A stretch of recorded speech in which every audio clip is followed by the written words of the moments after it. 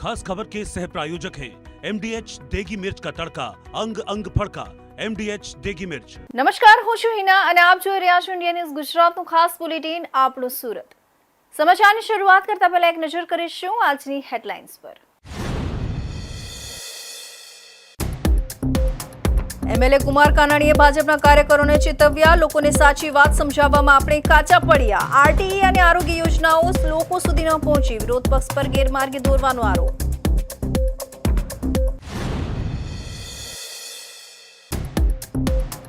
આપનું છઠ્ઠું લિસ્ટ જાહેર, સુરતમાં મોટો દાવ। મનોજ સુરઠિયા સુરત મનપા ચૂંટણીમાં ઉમેદવાર। 44 મહાનગરપાલિકા સહિત કુલ સેંકડો ઉમેદવાર જાહેર, સુરતમાં મેયર બનાવવા આપનો દાવો મજબૂત।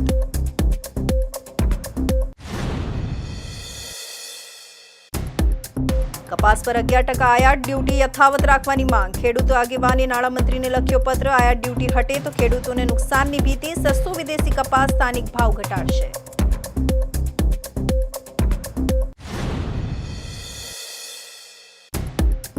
રોડ પર બે જૂથ વચ્ચે ધીંગાણું, સીસીટીવી આવ્યા સામે। મોપેડ પર ત્રાટકેલા 6 શખ્સે ચપ્પુ લાકડાના ફટકા મારી બે ભાઈને અધમુઆ કર્યા। 1 મિનિટ સુધી રાંદેરમાં રોડને બાનમાં લીધો।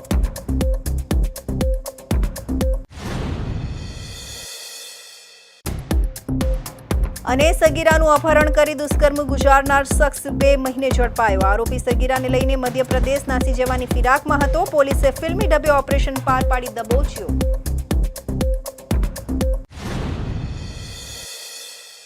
અને હવે જોઈશું સમાચાર વિસ્તારથી। સુરતમાં ભાજપના વરાછાના ધારાસભ્ય કુમાર કાનાણીએ કાર્યકરોને સંબોધતા ખુલીને સ્વીકાર્યું કે લોકો સુધી સરકારની સાચી વાત પહોંચાડવામાં પાર્ટી કાચી પડી છે।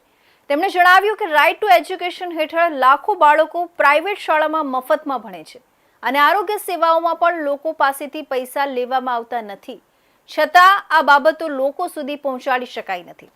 સાથે જ તેમણે આમ આદમી પાર્ટી પર ગેરમાર્ગે દોરવાના આરોપ લગાવતા અને 5 વર્ષના કૌભાંડોનો ઉલ્લેખ કરતા કહ્યું કે વિરોધીઓ ખોટી વાતો ફેલાવવામાં સફળ રહ્યા છે। ધાર્મિક મુદ્દાઓને લઈને પણ તેમણે ટિપ્પણી કરતા કહ્યું કે જે લોકો પહેલા રામનવમીનો વિરોધ કરતા હતા તે જ હવે શુભેચ્છાઓ પાઠવી રહ્યા છે। શું કહ્યું ધારાસભ્ય કુમાર કાનાણીએ, આવો સાંભળીએ। કે પીપી સોણે ભરજો અને ફી ભરજો કોઈ કીધું? એ વાત આપણે લોકો સામે ના મૂકી શક્યા। રાઇટ ટુ એજ્યુકેશનની અંદર લાખો વિદ્યાર્થીઓ પ્રાઇવેટ સ્કૂલમાં ભણે અને સરકાર એની ફી આપે, સરકાર એને કપડા આપે, બૂટ આપે, એના દફતરના પૈસા આપે। એ વાત આપણે લોકોને કરી ના શક્યા, આપણે કાચા પડ્યા। આરોગ્ય મદદ આપીશું તો આપણે ક્યાં પૈસા લઈએ છીએ?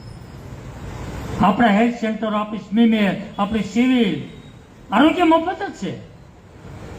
આપવાળા એવું કોઈને કીધું હતું કે પીપી સવાણીમાં દાખલ થાજો, મહાવીરમાં દાખલ થાજો તો તમને મફત સારવાર મળશે, એવું કોઈ કીધું હતું? લોકોને ગેરમાર્ગે દોરવામાં સફળ થયા અને આપણે લોકોને સમજાવવામાં અસફળ થયા। ને એટલા માટે આપણે લોકોની સાથે સાચી વાત પહોંચે એના પ્રયાસો અને પ્રયત્ન કરવા પડે। જે કઈ વાત લોકોમાં મૂકે એની સામે આપણે આપણી વાત મૂકવી પડે। 5 વર્ષ સુધી આત્યાઓએ નોકરા કૌભાંડ કર્યા, રેશન કાર્ડ દુકાનોના કૌભાંડ કર્યા, ગેરકાયદેસર બાંધકામોના કૌભાંડ કર્યા અને ચૂંટણી આવી છે એટલે મારા દીકરા સુંદરકાંડ કરે છે। આ લોકોને આપણે કહેવું પડે। અત્યાર સુધી ભ્રષ્ટાચારના કાંડ કરે ને હવે સુંદરકાંડ કરે, આપણે કહેવું પડે।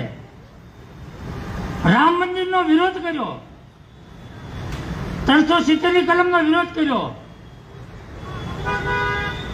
અત્યારે રામનવમીની શુભેચ્છાઓ પાઠવે છે, કથાઓમાં જાય છે, સાધુ સંતોને પગમાં પડે છે।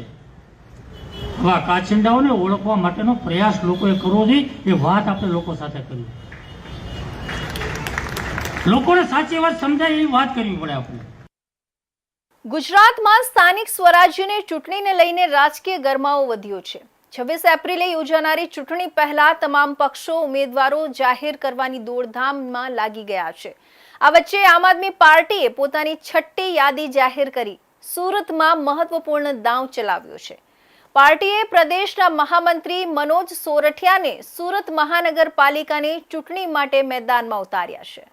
ગુજરાતમાં આવનારી સ્થાનિક સ્વરાજ્યની ચૂંટણીઓ 26 એપ્રિલે યોજાવાની છે, જેને લઈને તમામ રાજકીય પક્ષો પોતાની તૈયારીઓમાં જોરશોરથી લાગી ગયા છે.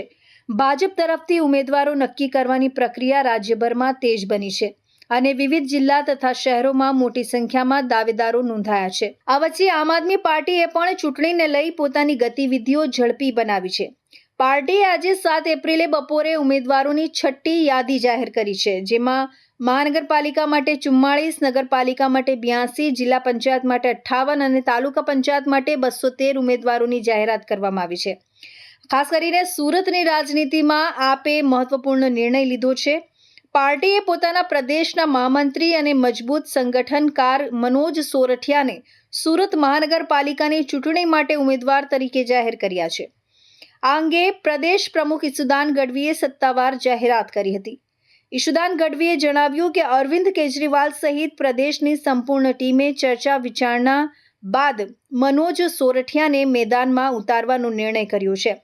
તેમણે જણાવ્યું કે સુરતમાંથી પાર્ટીને ભારે લોક સમર્થન મળી રહ્યું છે અને લોકોમાં આ વખતે આપને મેયર બનાવવાની આશા પણ દેખાઈ રહી છે.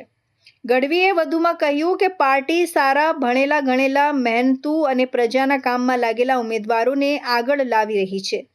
સુરતમાંથી પણ મોટા પ્રમાણમાં ફોન અને પ્રતિસાદ મળ્યો હતો કે મજબૂત નેતૃત્વવાળા ઉમેદવારને મેદાનમાં ઉતારવામાં આવે. તે જ દિશામાં નિર્ણય લેવામાં આવ્યો છે. તેમણે મનોજ સોરઠિયાની પ્રશંસા કરતા જણાવ્યું કે વર્ષ 2012થી પાર્ટી સાથે જોડાયેલા સોરઠિયાએ દરેક પડકારમાં પાર્ટીને મજબૂત બનાવવામાં મહત્વપૂર્ણ ભૂમિકા ભજવી છે. તેઓ સંગઠનના માહિર અને જનહિતના મુદ્દાઓને ઉજાગર કરનારા આગેવાન તરીકે ઓળખાય છે. આમ આદમી પાર્ટી જ્યારે ઉમેદવારોને જાહેર કરવા માંડી છે ત્યારે ખૂબ લોકોનો પ્રેમ અત્યારે મળી રહ્યો છે. અત્યારે આમ આદમી પાર્ટી મજબૂતાઈથી ચૂંટણી લડી રહી છે અને જે રીતે સુરતમાં 5 વર્ષ આમ આદમી પાર્ટીએ વિપક્ષમાં ભૂમિકા ભજવી અને સુરતનું પહેલું લિસ્ટ જ્યારે જાહેર થયું ત્યારે સેંકડો ફોન આવ્યા છે કે આમ આદમી પાર્ટીનો આ વખતે સુરતમાં મેયર બનાવવાનો છે, તમે મજબૂત ઉમેદવારો ઉતારો. આમ આદમી પાર્ટી અત્યારે એટલી સ્પીડે ચાલી રહી છે કે લોકોને એક ઉમ્મીદ છે તો એ આમ આદમી પાર્ટી ઉપર છે, કારણ કે આમ આદમી પાર્ટી સારા ભણેલા ગણેલા હોશિયાર મહેનતુ વફાદાર અને પ્રજાના કામો કરનારા ઉમેદવારો પસંદ કરી રહી છે. અને એટલા માટે જ સુરતમાંથી પણ ઢગલાબંધ અમને ફોન આવ્યા, મને પણ ફોન આવ્યા કે આ વખતે સુરતમાં મેયર બનાવવાનો છે, તમે મજબૂત લીડરશીપમાંથી કોઈને ઉતારો. અને એટલે જ માનનીય અરવિંદ કેજરીવાલજી, માનનીય શીર્ષ નેતૃત્વ, માનનીય અમારે પ્રદેશની આખી ટીમે નક્કી કર્યું છે. અને મને બહુ આનંદ થાય છે જાહેરાત કરતા કે અમારા પ્રદેશના મહામંત્રી, મજબૂત લીડર, મજબૂત આગેવાન મનોજભાઈ સોરઠિયાને આમ આદમી પાર્ટી સુરતની ચૂંટણીમાં, સ્થાનિક સ્વરાજ્યની ચૂંટણીમાં લડાવવાનું નક્કી કર્યું છે. આજે સુરતની જનતા પણ ઈચ્છી રહી હતી. કેટલાય ફોન આવ્યા કે મનોજભાઈ સોરઠિયાને તમે અહીંયા ઉતારો, લડાવો, અને કારણ કે સુરતમાં મેયર બનવા જઈ રહ્યું છે. એટલે આજે સુરતનો જે માહોલ છે એને લઈને આમ આદમી પાર્ટીએ નક્કી કર્યું છે કે ભણેલા ગણેલા હોશિયાર અને 2012થી પાર્ટી માટે તમામ પ્રકારની મુશ્કેલીઓમાંથી પણ પાર્ટીને ઊભી રાખનાર એવા મજબૂત લીડર, સંગઠનના માહિર અને લોકોના હિતની વાત કરનારા મનોજભાઈ સોરઠિયાને આજે અમે ઉમેદવાર તરીકે જાહેર કરતા મને બહુ આનંદ લાગણી અનુભવું છું. અંતમાં ગઢવીએ આશા વ્યક્ત કરી કે સુરતની જનતા મનોજ સોરઠિયાને જીત અપાવી તેમને મેયર પદ સુધી પહોંચાડશે અને આપની ટીમ શહેરના વિકાસ માટે વધુ મજબૂતાઈથી કામ કરશે. ખેડૂત અગ્રણી જયેશ દેલાડે કેન્દ્રીય નાણામંત્રી નિર્મલા સીતારમણને પત્ર લખીને કપાસ પરની 11% ડ્યુટી યથાવત રાખવા રજૂઆત કરી છે. તાજેતરમાં ટેક્સટાઇલ ઉદ્યોગો દ્વારા કપાસની આયાતને ટેક્સ ફ્રી કરવાની માંગ કરવામાં આવી હતી. દેલાડ મતે જો આયાત ડ્યુટી નાબૂદ કરવામાં આવશે તો દેશના કરોડો કપાસ ઉત્પાદક ખેડૂતોને આર્થિક નુકસાન થવાની ભીતિ છે. આ નિર્ણયથી સ્થાનિક બજારમાં કપાસના ભાવ ઘટશે અને ભારતના ખેડૂતોને મોટો ફટકો પડશે. દેશમાં કપાસ પરની આયાત ડ્યુટી દૂર કરવાની સંભાવનાને લઈને ખેડૂતોમાં ચિંતા વ્યાપી છે. આ મુદ્દે સુરત જિલ્લાના ખેડૂત આગેવાન જયેશભાઈ પટેલ દેલાડે ભારત સરકારના નાણામંત્રી નિર્મલા સીતારમણને પત્ર લખી કપાસ પરની 11% આયાત ડ્યુટી યથાવત રાખવા રજૂઆત કરી છે. હાલમાં ક્રૂડ તેલના ઊંચા ભાવને કારણે સિન્થેટિક ફાઇબરના ભાવમાં વધારો નોંધાયો છે, જેના પગલે ગાર્મેન્ટ અને ટેક્સટાઇલ ઉદ્યોગ દ્વારા કપાસની આયાતને વેરામુક્ત કરવા માંગ ઉઠાવવામાં આવી છે. જો કે આવા નિર્ણયથી દેશના કપાસ ઉત્પાદક ખેડૂતોને ભારે આર્થિક નુકસાન થવાની શક્યતા વ્યક્ત કરવામાં આવી છે. ભારત વિશ્વમાં કપાસ ઉત્પાદનમાં અગ્રણી દેશ છે. જો કપાસની આયાત વેરામુક્ત કરવામાં આવશે તો વિદેશી કપાસ સસ્તા ભાવે ઉપલબ્ધ થવાથી સ્થાનિક બજારમાં કપાસના ભાવ ઘટી શકે છે, જેના કારણે ખેડૂતોને નુકસાન સહન કરવું પડી શકે છે. જયેશ દેલાડે પોતાના પત્રમાં જણાવ્યું છે કે ખેડૂતોના હિતોને ધ્યાનમાં રાખીને કપાસ પરની હાલની 11% આયાત ડ્યુટી યથાવત રાખવી જોઈએ. તેમણે વધુમાં જણાવ્યું કે જો વેરામુક્ત આયાતને રોકવામાં નહીં આવે તો કપાસ ઉત્પાદક ખેડૂતો મુશ્કેલીમાં મુકાઈ શકે છે. તેમણે સરકારને વિનંતી કરી છે કે ખેડૂતોના હિતમાં યોગ્ય નિર્ણય લઈ દેશના કૃષિ આધારિત અર્થતંત્રને મજબૂત બનાવવામાં સહકાર આપે. કૃષિ વિકાસ દેશના સર્વાંગી વિકાસ માટે મહત્વપૂર્ણ છે અને સરકાર દ્વારા ખેડૂતોની આવક બમણી કરવા માટે લેવામાં આવેલા પ્રયત્નો સરાહનીય છે. સરકારે કૃષિ ક્ષેત્રમાં વિવિધ યોજનાઓ, આધુનિક ટેકનોલોજી અને લઘુત્તમ ટેકાના ભાવમાં વધારો કરીને ખેડૂતોના સર્વાંગી વિકાસ માટે મહત્વપૂર્ણ પગલાં લીધા છે, જેના સકારાત્મક પરિણામો પણ જોવા મળ્યા છે. તેમણે જણાવ્યું કે કાચા તેલના વધતા ભાવને કારણે સિન્થેટિક ફાઇબર મોંઘા થયા છે. પરિણામે ગાર્મેન્ટ ઉદ્યોગ સરકાર પર આયાત ડ્યુટી હટાવવા માટે દબાણ કરી રહ્યો છે. જો સરકાર આયાત ડ્યુટી નાબૂદ કરશે તો વિદેશી કપાસ ભારતમાં સસ્તા ભાવે ઉપલબ્ધ થશે. આનાથી સ્થાનિક કપાસના ભાવ ઘટશે અને વિશ્વના અગ્રણી કપાસ ઉત્પાદક દેશના ખેડૂતોને ભારે નુકસાન થશે. મિડલ ઇસ્ટમાં જે રીતે યુદ્ધ થઈ રહ્યું છે એને કારણે ક્રૂડના ભાવ વધવાને કારણે સિન્થેટિક જે ફાઇબર છે મોંઘું થવાને કારણે ખાસ કરીને ટેક્સટાઇલ ઇન્ડસ્ટ્રી અને જે ગાર્મેન્ટ ઇન્ડસ્ટ્રી સરકાર પર દબાણ કરી રહી છે કે કપાસની જે આયાત ડ્યુટી છે 11% એ વેરામુક્ત કરવામાં આવે. અગાઉ પણ તમે જોવો તો જ્યારે પણ નવેમ્બર અને ડિસેમ્બરમાં વેરામુક્ત કપાસ કરવામાં આવ્યો ત્યારે સ્વાભાવિક છે કે સસ્તો કપાસ વિદેશથી આવવાને કારણે ખેડૂતોને લાખો હજારો ખેડૂતોને ભારત દેશના ખેડૂતોને કપાસ પકવતા ખેડૂતોને ખૂબ જ મોટું નુકસાન થયું છે. હાલમાં જે સ્થિતિ બની છે એમાં કપાસ પકવતા ખેડૂતોને જો વેરામુક્ત કપાસ કરવામાં આવશે તો ખૂબ જ મોટું આર્થિક નુકસાન ખેડૂતોને થશે. એના અનુસંધાનમાં આદરણીય નાણામંત્રીશ્રીને પત્ર લખીને અમારી જે ખેડૂતોની વ્યથા અમે જણાવી છે. અમને ચોક્કસ વિશ્વાસ છે જે રીતે ભારત સરકાર ખેડૂતોની આવક બમણી કરવામાં જે રીતે પ્રયત્ન કરી રહી છે અને ખાસ કરીને જ્યારે વેરામુક્ત કપાસ લાવવાની જે વાત થઈ રહી છે એના કારણે ખેડૂતોને ખૂબ જ મોટું નુકસાન થવાનું છે. એટલે અમારી માગણી અમે નાણામંત્રીશ્રીને કરી છે.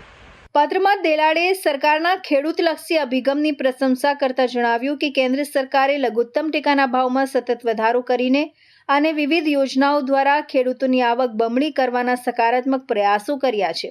તેમણે ભારપૂર્વક જણાવ્યું કે ખેતી એ દેશના વિકાસનો પાયો છે.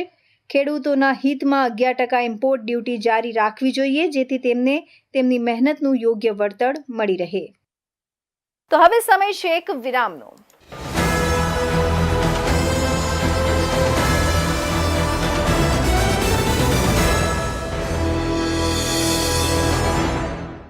મુદ્દાઓ છે દેશના, પેનલ પર થશે ચર્ચા, વાતમાં થશે સ્પષ્ટ સંવાદ. અમે લાવીએ છીએ તમારા પ્રશ્નોને મંચ પર.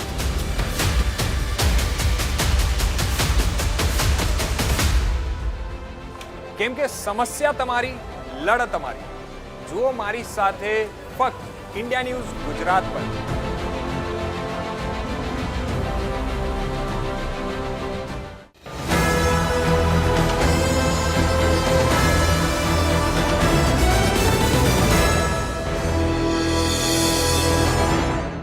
વિરામ બાદ ફરી આપ સૌનું સ્વાગત છે. તો સુરતના રાંદેર વિસ્તારમાં નજીવી બોલાચાલી જીવલેણ મારામારીમાં ફેરવાઈ ગઈ છે. રસ્તા પર સામે કેમ જોયું જેવી સામાન્ય બાબતે બે જૂથ વચ્ચે હથિયારો સાથે ખૂની અથડામણ સર્જાતા વિસ્તારમાં દહેશત ફેલાઈ ગઈ હતી. લગભગ 1 મિનિટ સુધી રોડ પર જ બેફામ હુમલો ચલાવવામાં આવ્યો હતો. જેમાં 3 યુવકોને ગંભીર ઇજાઓ પહોંચી છે. ઘટનાના સીસીટીવી ફૂટેજ સામે આવતા પોલીસ તાત્કાલિક હરકતમાં આવી છે અને અત્યાર સુધીમાં 2 આરોપીઓની ધરપકડ કરી છે, જ્યારે અન્ય આરોપીઓને વોન્ટેડ જાહેર કરીને તેમની શોધખોળ શરૂ કરવામાં આવી છે. સુરતના રાંદેર વિસ્તારમાં સામે જોવા જેવી બાબતે 2 જૂથ વચ્ચે રોડ વચ્ચે જ હથિયારો સાથે મારામારી થઈ હતી. બંને જૂથે 1 મિનિટ સુધી રોડને બાનમાં લઈને ધમાલ મચાવી હતી. બનાવની વિગત મુજબ જહાંગીરાબાદ પાસે આવેલી રામા રેસિડેન્સીના ગેટ પાસે મોહિત કુમાર, તેનો નાનો ભાઈ યશ અને ફોઈનો દીકરો સમર્થ ઊભા હતા. આ દરમિયાન એક શખ્સ મોપેડ પર ત્યાંથી પસાર થયો હતો. રસ્તો ક્રોસ કરતી વખતે સામે જોવા જેવી બાબતે યશ સાથે તેની બોલાચાલી થઈ હતી. હુમલાખોર તે સમયે તો ત્યાંથી જતો રહ્યો હતો. થોડી જ વારમાં તે પોતાના સાગરીતો સાથે મોપેડ પરત ફર્યો હતો અને જીવલેણ હુમલો કર્યો હતો. બોલાચાલીના થોડા સમય બાદ હુમલાખોર અન્ય 5 શખ્સોને 2 મોપેડ પર લઈને ધસી આવ્યો હતો. આ ટોળકી પાસે ચપ્પુ, લાકડાના ધોકા અને બેલ્ટ સહિતની વસ્તુઓ હતી. તેમણે આવતાની સાથે જ સમર્થ પર ચપ્પુથી હુમલો કરવાનું શરૂ કર્યું હતું. જ્યારે મોહિત અને તેનો નાનો ભાઈ વચ્ચે પડ્યા ત્યારે હુમલાખોરોએ તેમના પર પણ હુમલો કરી દીધો હતો અને ગંભીર ઇજાઓ પહોંચાડી હતી. સમગ્ર ઘટનાના સીસીટીવી ફૂટેજ પોલીસ તપાસમાં મહત્વના પુરાવા બન્યા છે. ફૂટેજમાં સ્પષ્ટ દેખાય છે કે મોપેડ પર આવેલા શખ્સો કઈ રીતે બેફામ બનીને ફરિયાદી અને તેના ભાઈઓને માર મારી રહ્યા છે. લગભગ 1 મિનિટ સુધી રોડ પર આ ખૂની ખેલ ખેલાયો હતો. એટલું જ નહીં, મારામારી સમયે એક યુવક માર ખાતાની સાથે જ રોડ પર જોરદાર પછડાય છે, જ્યારે અન્ય કેટલાક શખ્સો મારામારી કરીને ત્યાંથી ભાગી જતા હોવાનું પણ સીસીટીવીમાં સ્પષ્ટ દેખાય છે. પોલીસ તપાસમાં બહાર આવ્યું છે કે માત્ર રસ્તો ક્રોસ કરતી વખતે સામે કેમ જુએ છે તેવી સામાન્ય બોલાચાલીથી જ આ હુમલાનું કારણ બની હતી. હુમલાખોરોએ પૂર્વ આયોજિત કાવતરું ઘડીને હથિયારો એકઠા કરી માત્ર પોતાની ધાક જમાવવા માટે યુવાનોને નિશાન બનાવ્યા હતા, જ્યારે આ બબાલમાં ઇજાગ્રસ્ત થયેલા લોકોને સારવાર માટે હોસ્પિટલ ખસેડવામાં આવ્યા હતા. ઘટનાની ગંભીરતાને જોતા રાંદેર પોલીસ તાત્કાલિક હરકતમાં આવી હતી. પોલીસને બાતમી મળી હતી કે હુમલામાં સામેલ 3 શખ્સ ઉગત કેનાલ રોડ પાસે ઊભા છે.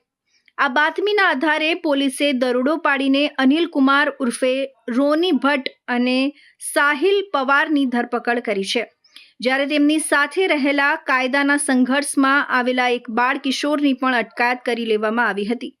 પોલીસે ધરપકડ કરેલા આરોપીઓની પૂછપરછ કરી, જેમાં અન્ય સાગરીતોના નામ પણ ખુલ્યા છે. હાલ આ કેસમાં ફેનિલ પટેલ, રાજ સિંઘે અને નકુલ પટેલ વોન્ટેડ જાહેર કરવામાં આવ્યા છે. પોલીસની અલગ અલગ ટીમો આ વોન્ટેડ શખ્સોને પકડવા માટે સંભવિત સ્થળોએ તપાસ કરી રહી છે. પકડાયેલા આરોપીઓ વિરુદ્ધ હત્યાની કોશિશ સહિતની ગંભીર કલમો હેઠળ ગુનો દાખલ કરી આગળની કાર્યવાહી હાથ ધરવામાં આવી છે. સુરતના ચોક બજાર પોલીસ સ્ટેશનની સર્વેલન્સ ટીમે 2 મહિનાની સઘન તપાસ બાદ વેડ રોડ વિસ્તારમાંથી 15 વર્ષીય સગીરાને લગ્નની લાલચ આપી અપહરણ કરનાર 19 વર્ષીય શખ્સને ઝડપી પાડ્યો છે. આરોપી સગીરા પર દુષ્કર્મ ગુજારી તેને મધ્યપ્રદેશ ભગાડી જવાની પેરવીમાં હતો, પરંતુ પોલીસે ટેકનિકલ સર્વેલન્સના આધારે પંડોળ ફૂલવાડી વિસ્તારમાંથી તેને દબોચી લીધો હતો. ગત 28 જાન્યુઆરી 2026ના રોજ વેડ રોડ પર આવેલી ત્રિલોક સોસાયટીમાંથી એક 15 વર્ષીય સગીરા અચાનક ગુમ થઈ હતી. તપાસ દરમિયાન જાણવા મળ્યું હતું કે કોઈ અજાણ્યો શખ્સ તેને લલચાવી ફોસલાવી કાયદેસરના વાલીપણામાંથી અપહરણ કરી લઈ ગયો છે. ઘટનાની ગંભીરતાને ધ્યાને રાખી પીઆઈ એસડી રાથડાના માર્ગદર્શન હેઠળ તપાસ શરૂ કરવામાં આવી હતી. પોલીસ ટીમે ઘટના સ્થળે અને આસપાસના વિસ્તારોના અંદાજે 50 જેટલા સીસીટીવી ફૂટેજ તપાસ્યા હતા. ટેકનિકલ એનાલિસિસની મદદથી પોલીસને શંકાસ્પદ શખ્સનું નામ ગુરુ હોવાનું અને તેનું લોકેશન બારડોલીથી સુરતના પંડોળ ફૂલવાડી વિસ્તાર તરફ હોવાનું જાણવા મળ્યું હતું. પોલીસને ચોક્કસ બાતમી મળી હતી કે આરોપી ગુરુ તેના મિત્ર પાસે પૈસા લેવા માટે ફૂલવાડી વિસ્તારમાં આવવાનો છે અને ત્યાંથી સગીરાને લઈને મધ્યપ્રદેશ નાસી જવાની ફિરાકમાં છે. આ બાતમીના આધારે પોલીસે જિલ્લાની બ્રિજ પાસે વોચ ગોઠવી હતી અને આરોપી ત્યાં પહોંચતા જ તેને સગીરા સાથે ઝડપી પાડ્યો હતો. ઝડપાયેલા આરોપીની ઓળખ ગુરુકુમાર ગોવિંદ શાહ તરીકે થઈ છે. તે મૂળ બિહારના સિવાન જિલ્લાનો રહેવાસી છે અને સુરતમાં છાપરાભાટા રોડ પર મજૂરી કામ કરતો હતો. પૂછપરછમાં તેણે લગ્નની લાલચ આપી સગીરાનું અપહરણ કર્યું હોવાની કબૂલાત કરી છે. ચોકબજાર પોલીસે આરોપી વિરુદ્ધ ભારતીય ન્યાય સંહિતાની કલમ 137(2), 65(2) અને 64 તેમજ પોક્સો એક્ટની વિવિધ કલમો હેઠળ ગુનો નોંધી જેલ ભેગો કર્યો છે. આ સફળ ઓપરેશનમાં પીએસઆઈ વીટી ડોડિયા અને તેમની ટીમે મહત્વની ભૂમિકા ભજવી હતી. સુરત શહેર ફરી એક વખત અનોખી પહેલને લઈને ચર્ચામાં આવ્યું છે. આઉટર રિંગ રોડ પર આવેલી એક રેસ્ટોરન્ટે ભોજન સાથે ભક્તિનો સુંદર સંગમ રજૂ કર્યો છે. અહીં 10 વર્ષ સુધીના બાળકો જો હનુમાન ચાલીસાનો પાઠ સંભળાવે તો તેમને મફતમાં જમાડવામાં આવે છે.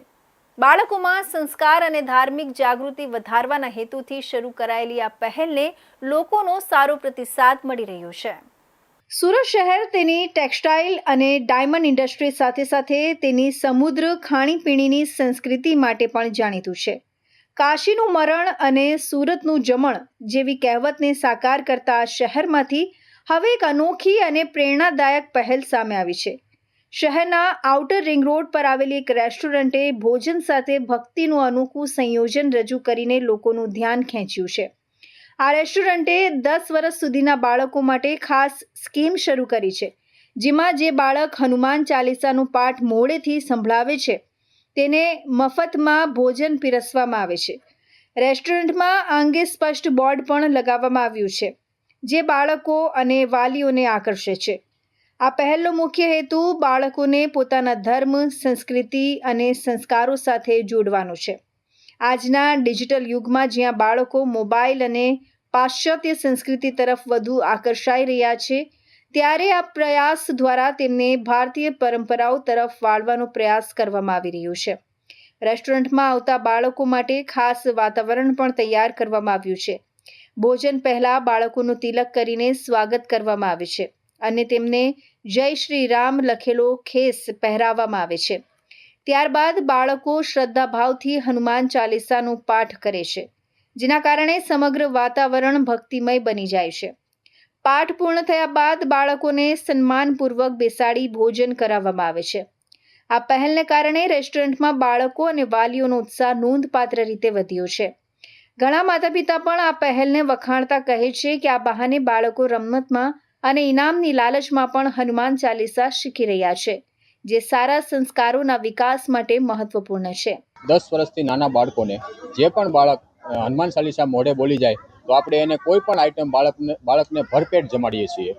ખાસ મહત્વ તો એ છે કે સનાતન ધર્મ પ્રત્યે આપણા બાળકોની રુચિ રહે, આપણા બાળકો સનાતન ધર્મ અને હિન્દુ ધર્મ પ્રત્યે એમની જાગૃતતા થાય અને આપણા બાળકો સનાતન ધર્મ પ્રત્યે જાગૃતતા ફેલાય, એટલા માટે આપણે બાળકોને માટે આ સ્કીમ મૂકેલી છે.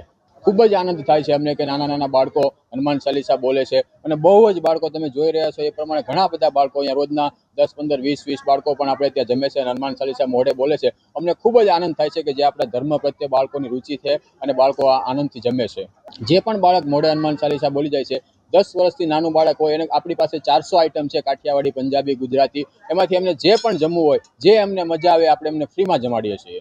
અહીંયા હનુમાન ચાલીસાનું આયોજન કરવામાં આવે છે. અમને હનુમાન ચાલીસા બોલવામાં ખૂબ જ આનંદ આવે છે. અહીંયા હનુમાન ચાલીસા આપણા હિન્દુ સનાતન ધર્મમાં છે, એટલા માટે અહીંયા બોલવામાં આવે છે. હનુમાન ચાલીસા બોલી અને આપણને 10 વર્ષથી નાના બાળકોને જમવાનું પણ આપવામાં આવે છે. જય હનુમાન જ્ઞાન ગુણ સાગર, જય કપીશ તિહુ લોક ઉજાગર, રામદૂત અતુલિત બલધામા, અંજની પુત્ર પવન સુખ નામા, મહાવીર વિક્રમ બજરંગી કુમતે નિવાસ સુમત કે સંગી. સોશિયલ મીડિયા પર પણ આ અનોખી પહેલને વ્યાપક પ્રતિસાદ મળી રહ્યો છે. લોકો આ પ્રયાસને માત્ર વ્યવસાય નહીં પરંતુ સામાજિક અને સાંસ્કૃતિક જવાબદારી સાથે જોડાયેલ એક સકારાત્મક પહેલ તરીકે જોઈ રહ્યા છે. આ રીતે સુરતની આ રેસ્ટોરન્ટે ભોજન સાથે ભક્તિનું સંયોજન કરીને એક અનોખું ઉદાહરણ પૂરું પાડ્યું છે, જે અન્ય માટે પણ પ્રેરણા સ્ત્રોત બની શકે છે. સુરતના પાંડેસરા વિસ્તારમાં કચરાના ઢગલામાં ભીષણ આગ લાગતા વિસ્તારમાં ભયનો માહોલ સર્જાયો છે.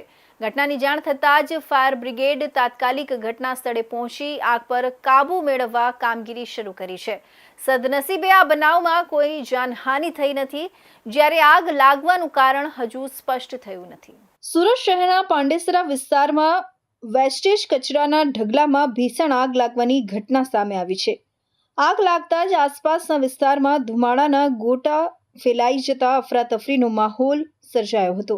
મળતી માહિતી મુજબ પાંડેસરા વિસ્તારમાં કચરાના ઢગલામાં અચાનક આગ ભભૂકી ઉઠી હતી. આગની જ્વાળાઓ ઝડપથી ફેલાતા સ્થાનિક લોકોમાં ભયનો માહોલ જોવા મળ્યો હતો. ઘટનાની જાણ થતાં જ ફાયર વિભાગનો કાફલો તાત્કાલિક ઘટના સ્થળે પહોંચી ગયો હતો. ફાયર બ્રિગેડ દ્વારા આગ પર કાબૂ મેળવવા માટે પાણીનો મારો ચલાવવામાં આવી રહ્યો છે અને આગ વધુ ફેલાય નહીં તે માટે જરૂરી તમામ તકેદારીના પગલાં લેવામાં આવી રહ્યા છે. આગ લાગવાનું ચોક્કસ કારણ હજી સુધી જાણી શકાયું નથી, પરંતુ પ્રાથમિક અનુમાન મુજબ કચરામાં રહેલા જ્વલનશીલ પદાર્થોના કારણે આગ લાગી હોવાની શક્યતા વ્યક્ત કરવામાં આવી રહી છે. હાલ ફાયર વિભાગની ટીમ દ્વારા આગને સંપૂર્ણપણે કાબૂમાં લેવા કામગીરી ચાલુ છે. સદનસીબે આ ઘટનામાં કોઈ જાનહાનિ થયાની માહિતી સામે આવી નથી.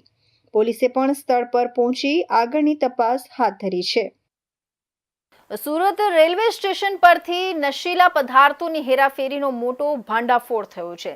સંયુક્ત ઓપરેશન દરમિયાન પોલીસે 4 કિલોથી વધુ ગાંજા સાથે એક આરોપીને ઝડપી પાડ્યો છે. મિશન સેફ સ્ટેશન અભિયાન હેઠળ થયેલી આ કાર્યવાહીથી આંતરરાજ્ય નશીલા પદાર્થોની સપ્લાય ચેઇન પર મોટો ઘા પડ્યો છે, જ્યારે પોલીસ હવે આ નેટવર્કના અન્ય કડીઓને શોધવા માટે વધુ તપાસ હાથ ધરી રહી છે. સુરત શહેરમાં નશીલા પદાર્થોની હેરાફેરી સામે પોલીસ દ્વારા સતત કડક કાર્યવાહી કરવામાં આવી રહી છે. આ જ દિશામાં સુરત રેલવે સ્ટેશન પરથી 4.49 કિલો ગાંજા સાથે એક આરોપીની ધરપકડ કરવામાં આવી છે. આ કાર્યવાહી સુરત રેલવે એસઓજી અને એનડીપીએસ ટીમ દ્વારા સંયુક્ત ઓપરેશન અંતર્ગત હાથ ધરવામાં આવી હતી. મળતી માહિતી મુજબ રેલવે સ્ટેશનના પ્લેટફોર્મ નંબર 1 પરથી શંકાસ્પદ હલચલના આધારે એક વ્યક્તિને રોકી તેની તપાસ કરવામાં આવી હતી. તપાસ દરમિયાન તેના પાસેથી કુલ 4.49 કિલોગ્રામ ગાંજો મળી આવ્યો હતો. જપ્ત કરાયેલા ગાંજાની અંદાજિત કિંમત ₹2,02,450 હોવાનું પોલીસે જણાવ્યું છે.